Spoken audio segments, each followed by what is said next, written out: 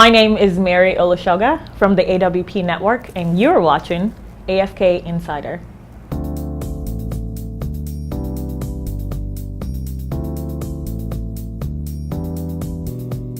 The name of my organization is the African Women Power Network, also known as the AWP network. Yeah, so the AWP network, our goal really is to support small businesses. So for me, one of the things that we do at AWP is we provide online webinars, which sort of helps people to access small business educational tools.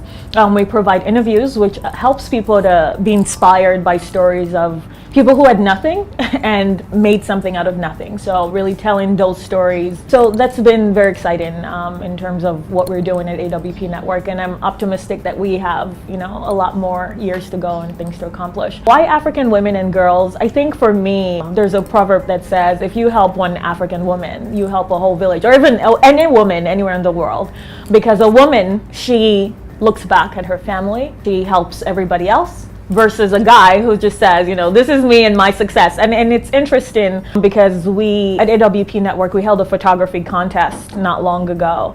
And one of the things that I found interesting was that the girls who told their stories in the photography contest and reading the applications were more likely to say, I started my business, I'm helping my family. But the guys told a different version. They're like, hey, this is the strategy. And I hate to say this, but it's sort of like a selfish thing. It's about the manly ego and stuff like that. So I think if we want to a spiral of economic development projects and things, we have to start with women and girls. But obviously there are cultural challenges whereby women have always had submissive roles. Hopefully that changes over time with the growing number of innovative young women who are doing different types of things and projects. So excited to be part of that cycle.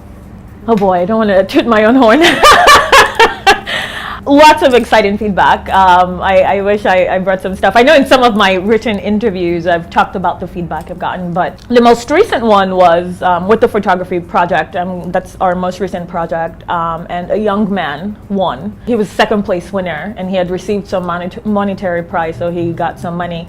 And he said, you know what? I didn't want to apply to this because I didn't even think I had anything to offer. But I'm shocked you're calling me to tell me I won. And what I liked most about his stories, and we had a panel of judges who made a decision, is because he told his story from a very different perspective. It was from a manly perspective, but it was very different. And so people would tell me that they're inspired by my work. People tell me that just giving them a call sometimes helps them and lets them know that they can keep going. People tell me that my work, helps them to think that they can actually do it. So he was very excited. He said, I didn't think I was going to win. Inspiring people, telling them they can do it, and sort of encouraging people to believe in themselves. And that's one of the things, that you cannot change the world if you've not worked on yourself first. Yeah, so I'm still under 30. So I believe in the power of youths, young people. I know the World Bank describes most young Africans, if you're still under 35, you're young, but not to me. If you're still under 30, you're young. So a lot of people I work with are under 30, and so regardless of their agenda, I work with them, help them with business plans, support them any way that they can, any way that I can. So young people, in addition to women and girls, and I know there's been a lot of conversation, in terms of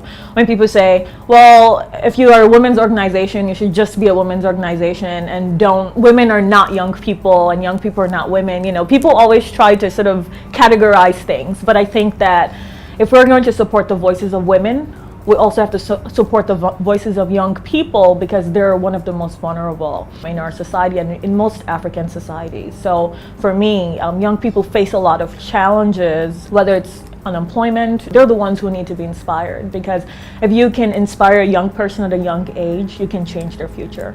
I'm from Nigeria, so my focus, we just started, we can't expand at the rate they would love to. My focus really has been Nigerian, but we have a couple of people that we work with who are based in Ghana, but Nigeria mainly. And then I've done some interviews with a couple of entrepreneurs in South Africa as well. So that's exciting. So for now, South Africa, Ghana, and Nigeria.